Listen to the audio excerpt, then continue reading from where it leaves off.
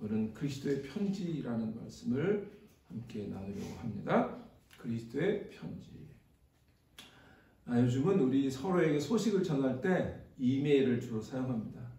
또는 요즘 여러분들 다 쓰는, 우리 교회 전체 성도님들도 쓰는 카톡을 씁니다. 그러나 역사적으로 가장 오래된, 우리가 서로의 소식을 전하거나 마음을 전하는 가장 오래된 방법, 여전히 아직도 사용을 하죠. 많이 사용되지는 않아서 그렇지, 역시 손편지를 쓰는 것입니다. 여러분 혹시 옛날 연애할 때 손편지를 써가면서 마음을 전하고 그러셨는지 모르겠는데, 요즘은 요즘 세대들 연애할 때 그런 거 없을 거예요. 그냥 카톡으로, 이별 통보도 카톡으로 이제 그만 만나 이러고 끝낸다 그러는데, 하여튼 시대가 바뀌어가지고 이 마음을 담아 쓰는 편지 이런 게 없어요. 그래서 요즘 손편지 쓰지 않고 다 컴퓨터 자판을 두드리기 때문에 저도 그렇고 요즘 글씨 실력들이 참 좋지가 않습니다. 근데 우리 김태경 집사님 글솜씨가 좋으시더라고요. 아주 글씨를 그냥 너무 이쁘게 쓰셔서 제가 나중에 우리 성구 하나 부탁을 드리려고 그러는데, 그 정도로 요즘 편지를 안 써요. 근데 이제 이 성경이 기록되던 당시에 편지를 썼죠. 바울의 지금 너희는 우리의 편지라라고 했을 땐 그때 당시에 이렇게 썼던 편지를 얘기를 하는 거예요. 근데 역시 요즘도 이 디지털 시대에도요, 마음을 담은 손편지와 글씨가 참 정감이 있는 거예요. 따뜻한 느낌이 듭니다. 사도 바울이 사역하는 이 초대교회 시대에도요, 파피루스라고 하는 그런 가장 오래된 고대 종이죠. 아니면 동물의 가죽이나 이런 것에다가 글을 썼습니다. 그래서 직접 사람들이 이제 누군가를 시켜서 그 편지를 전달했던 겁니다. 그러니까 이때 당시에 교통수단이 그렇게 좋은 것도 아니니까 바울이 옥중에 있든지 다른 지역에 있든지 다른 어떤 교회, 내가 사역했던 교회에다가 편지를 쓰려고 하면 일이 한참 많은 겁니다. 열심히 파피루스나 이런 데다 써서 그걸 또 누군가가 이렇게 둘둘 말아가지고 잘 보관해서 중간에 없어지지 않도록 그걸 이제 보관해서 멀리 떨어진 곳까지 걸어갔겠죠. 옛날에 말 타고 가신 로마 병정들이나 말을 탔겠지. 이때 사람들은 다 걸어 다녔을 거란 말이에요. 걸어서 며칠 몇 밤을 걸어서 그 마음 또는 그 소식을 전하는 것이 이때 당시의 편지였습니다. 이 신약성경 중에 바울이 쓴 성경은 다 뭐죠? 편지예요. 편지. 그러니까 다 편지니까 우리가 그 편지를 읽는 것처럼 성경을 일단은 대하셔야 돼요. 그래서 편지는 마음을 담은 거구나. 그러니까 우리가 성경에는 바울의 마음, 이 바울이 쓴 편지는 바울의 마음이 담겨 있다. 그러니까 오늘도 사실 이게 바울이 정말 마음을 다해서 쓴 편지인 겁니다. 그래서 이 신약성경 중 바울이 쓴 이 편지들은 다 그가 개척을 했거나 그가 사역을 했거나 했던 그 교회의 성도들에게, 교회의 신자들에게 보내는 권면의 편지나 또는 격려의 편지나 또는 훈계의 편지나 이런 편지들이었다. 오늘 본문도 이제 고린도 후서인데요. 고린도 교회에게 보낸 편지는 우리 성경에 두 개가 있죠. 고린도 전서, 고린도 후서. 그런데 고린도 교회는 아주 시끄러운 교회였어요. 여러분 알다시피 특별히 이제 영적인 은사와 스피리추얼 기프트가 많았어요. 방언을 하고 병고침을 하고 예언도 하고 하는 그런 교회였는데, 그러다 보니까 굉장히 좋은 소식도 있지만 또 시끄러운 소식도 있었던 거예요. 그건 요즘도 마찬가지인 것 같아요.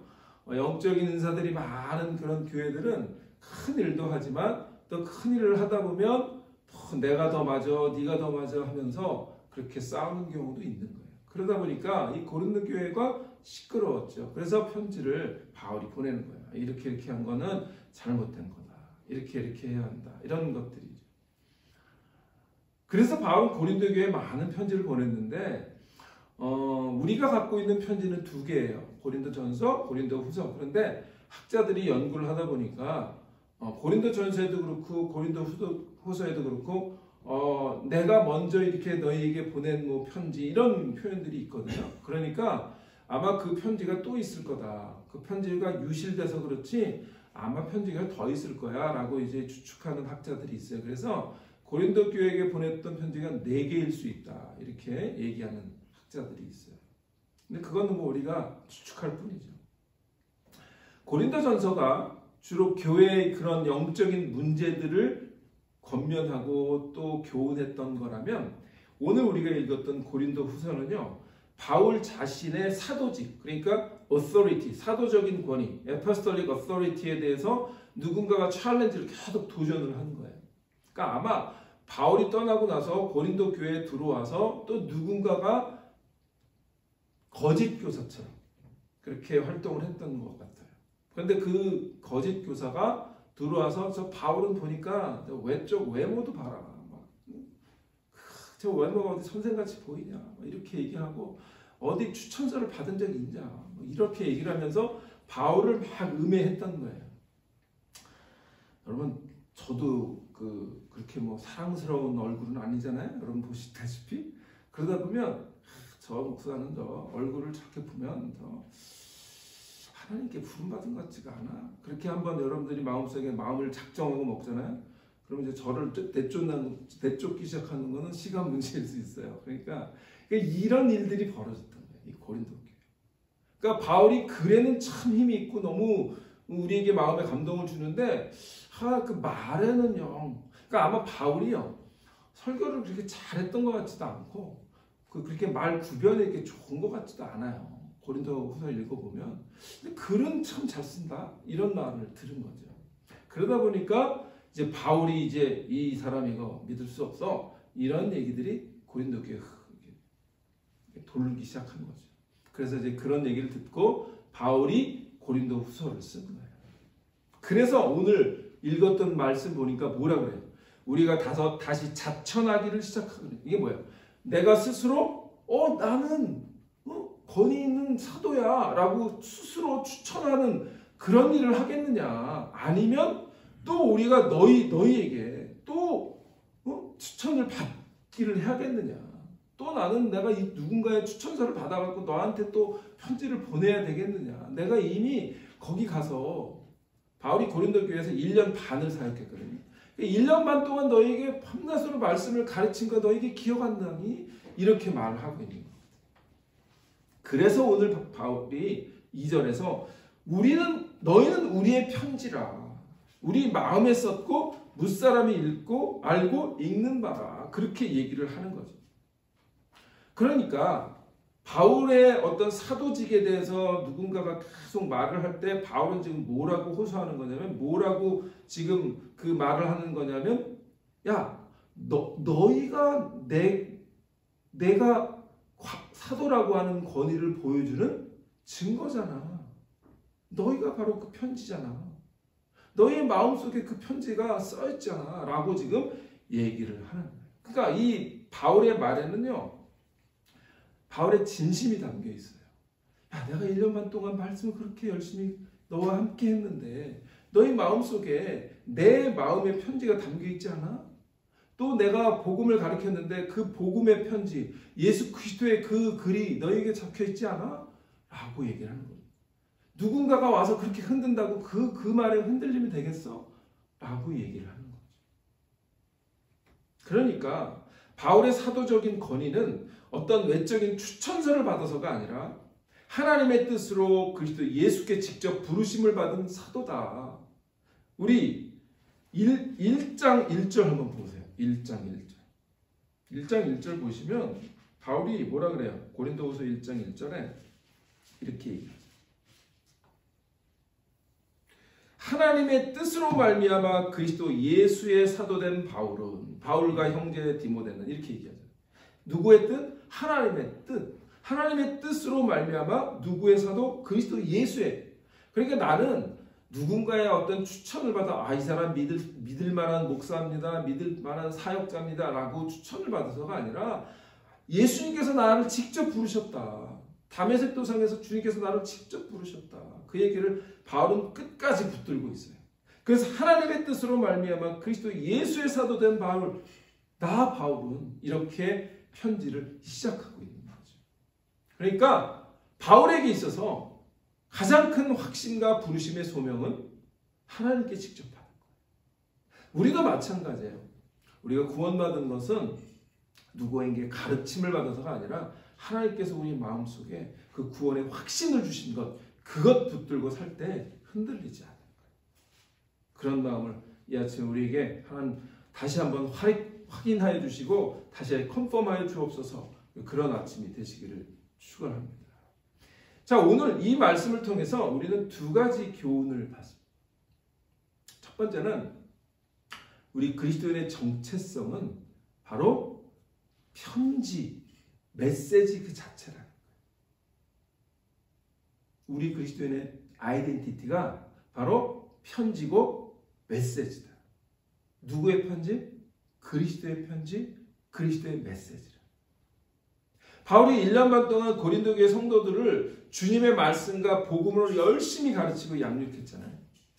그러니까 우리가 예수님을 통해 구원받은 것은요, 우리의 존재 자체가 예수님의 복음이라고 하는 영적인 메시지 자체로 변화된 것을 의미하는 거예요. 다시 우리가 예수님을 통해 구원받은 것은 우리의 존재 자체가 예수님의 복음이라고 하는 영적인 메시지 자체로 우리가 변화됐다. 그 사실을 우리가 기억해야 돼요.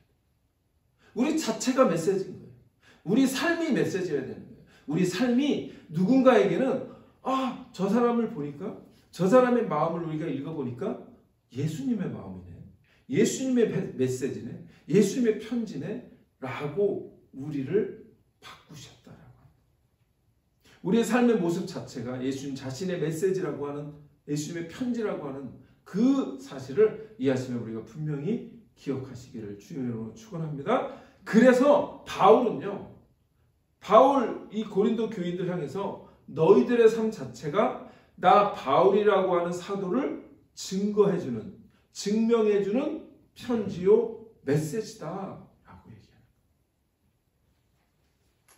저는 이 말씀을 읽으면서 앞으로 저의 목회도, 저의 목회 가운데 모든 말씀과 가르침의 사역이 얼마나 엄중한지를 다시 리마인드해 주시는 말씀이었습니다.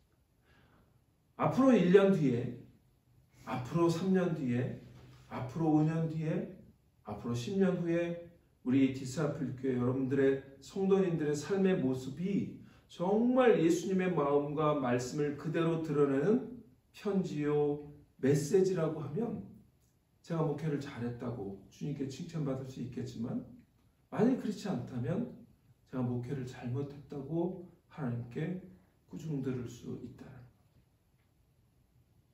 제가 말씀을 맡은 종으로서 하나님의 영이신 성령께서 마음껏 역사하셔서 부족한 저를 통해 하나님께서 말씀하시도록 여러분께서 기도해 주시기를 바랍니다. 그래야 우리 모두가, 목사나 성도가 다 예수 그리스도의 편지가 된 삶을 살아낼 수 있을 것입니다. 그분의 메시지 자체가 된 존재로 점점 변화될 수 있을 것입니다. 이를 위해서 부탁드리기는 말씀을 사모하시기를 바랍니다. 말씀이 여러분의 삶의 중심이 되시기를 이 아침에 주님의 이름으로 부탁을 드립니다. 첫 번째는 뭐라고요? 우리의 존재가, 우리의 정체성이 바로 그리스도의 메시지요 편지다. 그 사실을 기억하시기 바랍니다. 두 번째 우리가 배울 수 있는 교훈은요, 오늘 2절이나 3절이나 다 바울이 강조하는 게, 너희는 우리의 편지라 우리 어디에 썼다고요? 마음에 썼고, 마음에 썼고. 그리고 3절에도 보세요. 너희는 우리로 말미암아 나타난 그리스도의 편지니 이는 먹으로 쓴 것이 아니요 오직 살아계신 하나님의 영으로 쓴 것이며 또 돌판에 쓴 것이 아니요 오직 육의 마음판에 쓴 것이라. 두 번째 우리가 깨달아야 될 교훈은요, 주의 말씀은 우리 마음판에 쓰여진다는 거예요. 어디? 마음판. 우리 마음판에 우리의 하나님의 말씀이 쓰여진다. 그런데 여기서 더 중요한 건 뭐냐면 그 편지가 마음판에 쓰여지는데 요즘 뭐 이렇게 볼펜이나 펜이나 먹이나 붓이나 이런 것이 아니라 뭐라고요? 살아계신 하나님의 영으로 썼대. 오늘 아까 우리 찬양 불렀잖아요. 예수도 알기 원하는 찬양 가운데 성령이 스승되셔서 진리를 가르치시고 성령의 감화받아서 하나님 말씀 배우고 똑같은 말씀이에요. 지금 하나님의 말씀은요 하나님의 감동으로 됐다 그랬잖아요. 디모데후서에. 그러니까 하나님의 말씀을 전하는 자나 듣는 자가 하나님의 성령의 역사를 기대하면서 전하고 기대하면서 듣지 않으면 성령의 깨달음을 받을 수가 없고 그 말씀이 마음판에 새겨지지 않는 거예요. 그러니까 우리가 말씀을 전하는 저나 말씀을 여러분 들을 때나 성령의 역사를 항상 기대하면서 성령님 말씀 깨닫게 하여 주옵소서. 말씀이 내 마음판에 정말 깊이 새겨지게 하옵소서. 그 말씀, 그 마음을 여러분 갖고 말씀을 들으시기를 바랍니다. 그래야 그 마음이, 그 말씀이 우리 마음에 깊숙이, 마음판에 깊숙이 마귀가 뺏어가지 않는 그 말씀이 되실 줄 믿습니다. 그래서 우리가 말씀을 들을 때는 딴 생각하는 게 좋은 게 아니에요. 갑자기 집에 뭐 전기 꺼놓은 게 켜놓은 게 갑자기 생각이 나도록 그냥 예수 이름을 망하는 이 판타나 물러가라 그러셔야 돼요. 왜냐면 이게 뭐가 생각이 하나 들어오잖아요. 그럼 그게 자꾸 나를 끌고 가거든요. 말씀을 들을 땐 절대적으로 말씀을 집중하세요. 그러지 않아도 졸린데. 그러지 않아도. 말씀이 그래서 예수님이 그 네 가지 밭을 얘기하신 거예요. 길가에 떨어진 말씀이 어떻게 됩니까?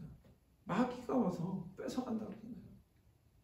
여러분 말씀은요. 하나님의 말씀은 정말 소중히 여기면서 들어야 돼요. 그래야 그 말씀이 우리 마음판에 잘 새겨질 줄 믿습니다.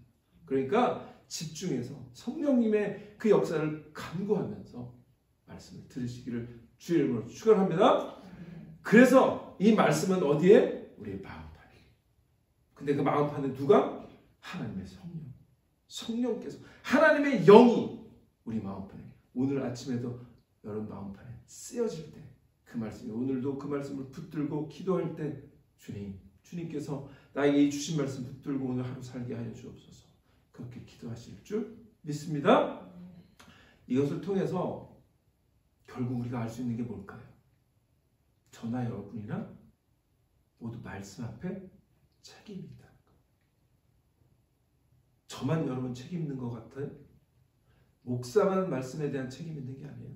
물론 여러분에 비하면 훨씬 더 말씀에 대한 책임이 크겠죠. 말씀을 맡은 자, 전하는 자니까. 그러나 오늘 바울이 얘기하는 것처럼 말씀이 하나님의 영으로 쓴 것이라면 하나님의 성령의 역사라면 우리가 말씀을 들을 때도 하나님의 성령의 역사를 간구해야 한다면 우리 모두가 말씀 앞에 책임이 있다는 거예요. 무슨 책임? 말씀을 마음속에 새기도록 준비하는 책임. 저는 말씀을 전하기 전에 성령의 은혜를 구하기 위해서 엎드려야 될 것이고 여러분들은 말씀을 듣기 위해서 마음에 먼저 좋은 옥토가 되기 위해서 성령의 은혜를 구하는 엎드리는 그런 책임이 여러분에게도 있는 거 기억을 하시기를 바랍니다. 우리 모두가 말씀 앞에서는 책임 있는 자. 말씀이 마음에 새겨지지 않는 것은 말씀을 잘 준비하지 못한 목사에게도 책임이 있지만 말씀이 마음에 새겨지지 않는 것은 말씀을 듣기 위해 준비하지 않은 성도의 책임도 있습니다. 그래서 우리 모두가 하나님 말씀 앞에 두렵고 떨리고 겸손한 마음으로 말씀을 전하고 말씀을 받아야 할 줄 믿습니다. 그리스도인으로서 우리의 정체성은 뭐라고요? 그리스도의 편지입니다. 그분의 메시지.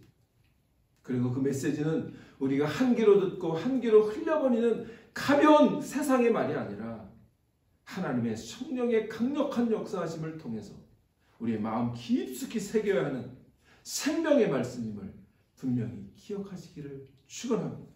그래서 하나님의 말씀은 영이고 하나님의 말씀은 생명인 거예요. 그 살아있는 말씀이 전해질 때에, 그 살아있는 말씀을 들을 때에 우리에게 생명을 주시는 성령께서 강력하게 역사하셔서 그 말씀이 우리 마음판에 깊이 새겨지기를 이 아침에 소망합니다. 그래서 말씀이 우리의 삶 전체의 메시지가 되고 내 삶 자체가 예수님의 메시지가 될 때에 우리 디사이플 교회는 정말 예수님이 기뻐하시는 진정한 제자, 진정한 디사이플 될 줄 믿습니다. 기도하겠습니다.